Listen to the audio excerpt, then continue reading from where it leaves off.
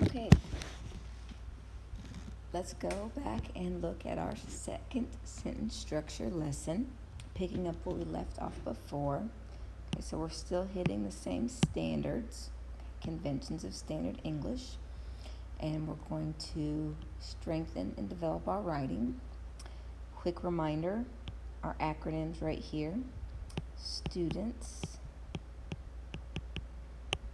will be able to.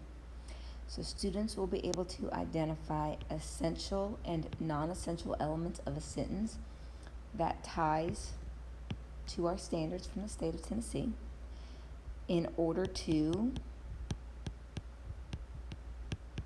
okay, what do I want you to create? I want you to create a variety of sentences in a paragraph. So this is our product. Your grade is going to come from this. Okay. So another reminder about our acronyms. Okay. All right. Now I went over this in detail in the last lesson. This is a quick review. If you're going like, oh, I don't remember this, you need to stop and go back and rewatch my previous lesson. Okay. All right. Quick review. A sentence has a subject, a predicate, and it has to complete a thought. If it does not do those three things, it is a fragment. Okay. There are 4 types of sentences. You have a simple sentence. You have a compound sentence. A compound sentence can be combined with a comma and fanboy, a semicolon. We haven't gone over the others yet. There's another rule that with a colon, but we'll skip that one. A semicolon and a conjunctive adverb.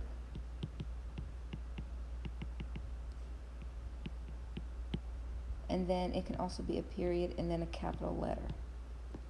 Okay. Complex sentence, fragment, complete sentence. And then your compound complex is a fragment, comma, complete sentence, comma, fanboy conjunction, complete sentence. Okay? Those are your 4 types of sentences. Now, notice that I did not say comma had to go right here. It's because there are some exceptions to that we're going to go into later in different rules, if you were curious as to why I did not have the comma right there. All right, what is a subject? It's a noun or a pronoun. It's who or what your sentence is about, and that's how you figure out the subject. It's not just any noun or pronoun. It's who or what the sentence is about. And then ask yourself, what is that thing or someone doing? That's your verb. That's your predicate part of your sentence. Okay? You're either going to be able to see that verb, okay, or that verb is going to link it to the next half of the sentence. If you can't see it and there's nothing linking it, it's a fragment. Okay? She jumps, I can see that. She's jumping. She is what? Happy. Okay, I can't see is, but it is linking it. Okay, and we talked about that in the last lesson. All right, fragments are also called dependent clauses. Quick reminder that when I write the DC at the top, that's a shortcut for dependent clauses. It just means a fragment. Although you went home, what? I don't know. You didn't finish your thought, so it is a fragment. Traveled to the beach. Well, who went? I don't know. It's missing a subject. So it is also a fragment.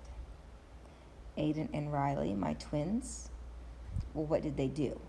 I'm not sure, and so it is missing a verb, so it is also a fragment. Okay, now let's focus on the new stuff. So we're going to slow it down so that you can kind of narrow in on the skills that we really want to make sure you get a hold of. And these are non-essential phrases, clauses, and appositives. Now, the thing to remember is that the rules are the same, and so that's why I've combined them. But non-essential and appositives are technically not the same thing. Their purpose is a little bit different. But for our purposes, in terms of how do we punctuate them, it's the same thing. What are they? Non-essential. Now, in 2020, everybody knows what the word essential means. You are an essential worker, meaning you have to be at work. We need you. Non-essential worker, those non-essential workers, when we first shut down, they were told to go home and isolate because they were non-essential. Okay? It's not that you're not important, it's just that we wanted you safe, and so you were non-essential to the structure of the running of the country. Same thing with our sentences here, guys. Something that is non-essential, it's not that it's not important, it is, because everything is important in a sentence.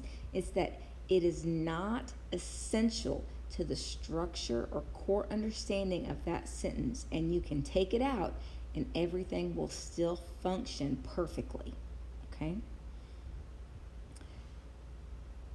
Appositives, same thing. Okay?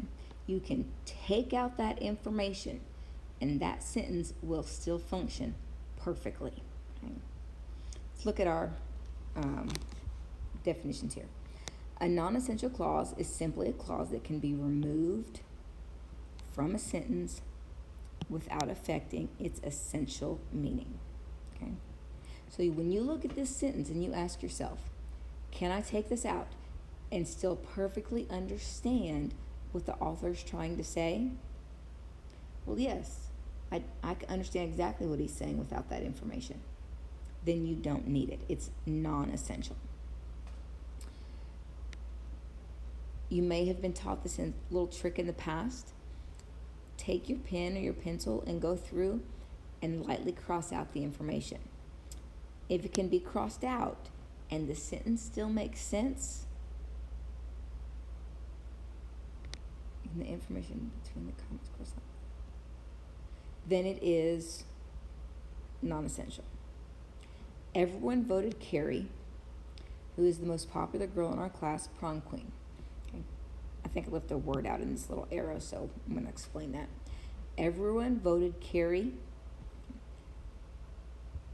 who is the most popular girl in our class. So we're going to cross that out. Now let's look at our sentence. Everyone voted Carrie, prom queen.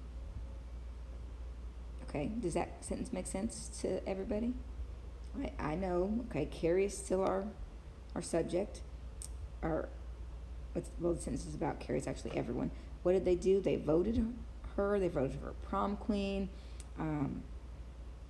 Because everybody voted, I know she's popular. I don't need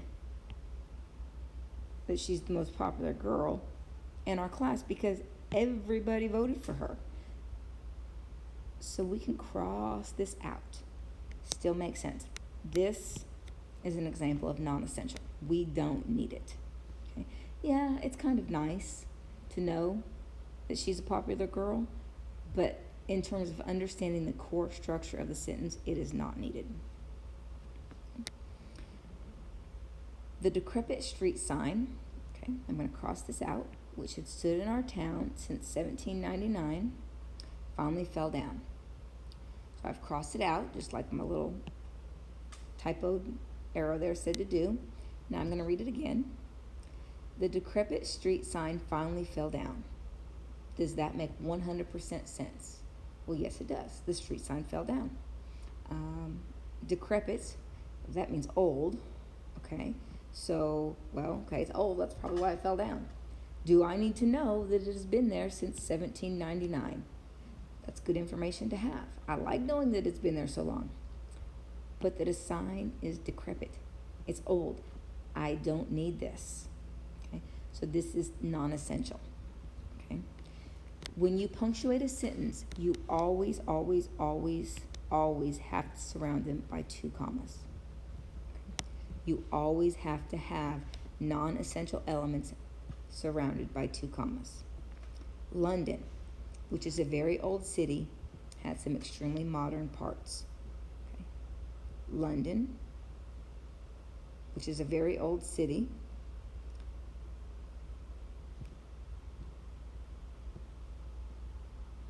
Oh, there it is. Okay, sorry, I lost where I was. This comma's a little small for me. There's the comma there, and there's the comma there. It's great to know how old London is, but we don't need it.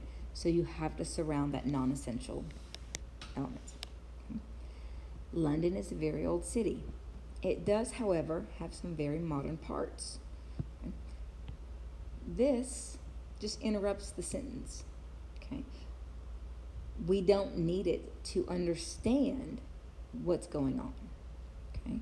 And so you would separate it by 2 commas.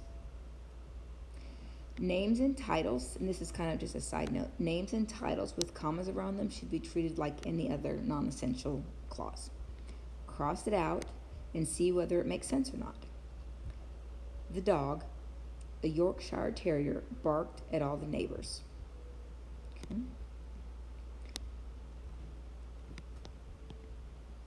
The dog barked at all the neighbors. Okay, non-essential. There we go. Makes perfect sense. Marty, the boy in the green shirt, made the only A in class. Yep. Crossing out that he's in a green shirt makes perfect sense. Non-essential. We're good to go. Now, this piece of advice right here is really important with the ACT because they like to give you, at its core, it's really just a simple sentence, but they like to put a lot of non-essential elements in there, and crossing out those non-essential elements will really help you narrow it down to just the core part of the sentence so that you don't get confused. Conjunctive adverbs like however, consequently, therefore are set off with commas. If they do not, and this is key, pay close attention to this part. If they do not join 2 major sentences together. Okay. He forgot, however, that he was to pick up his child from the birthday party. He forgot. He, okay, subject, forgot, verb. Okay, that's kind of a complete sentence there. Okay. That he was to pick up his child from the birthday party. That is not a complete sentence. This is a fragment.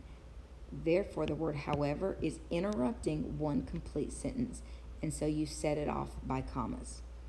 It's important to remember that because if you use the word however or one of the conjunctive adverbs to combine 2 complete sentences, that is a completely separate rule and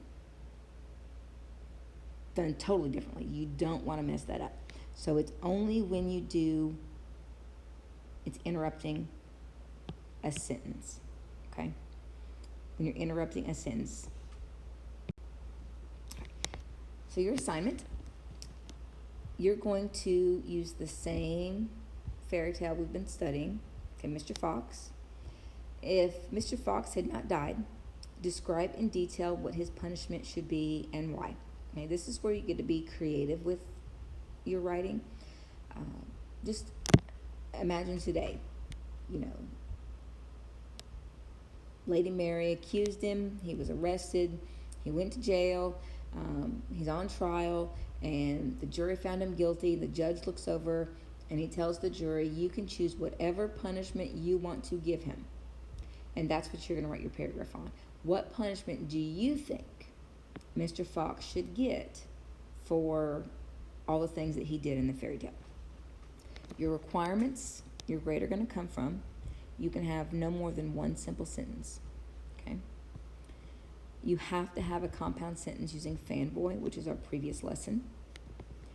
You have to have 3 non-essential phrases and clauses, okay? And 2 conjunctive adverbs like however, consequently, therefore, that do not combine 2 major sentences. When you're done, you're going to need highlighters, and you're going to highlight your dependent clauses in one color, your independent clauses in another color, and then you'll circle your commas. There were some questions about if you didn't have highlighters. That's okay. It's not a big deal. I'm more concerned with, can you identify the elements?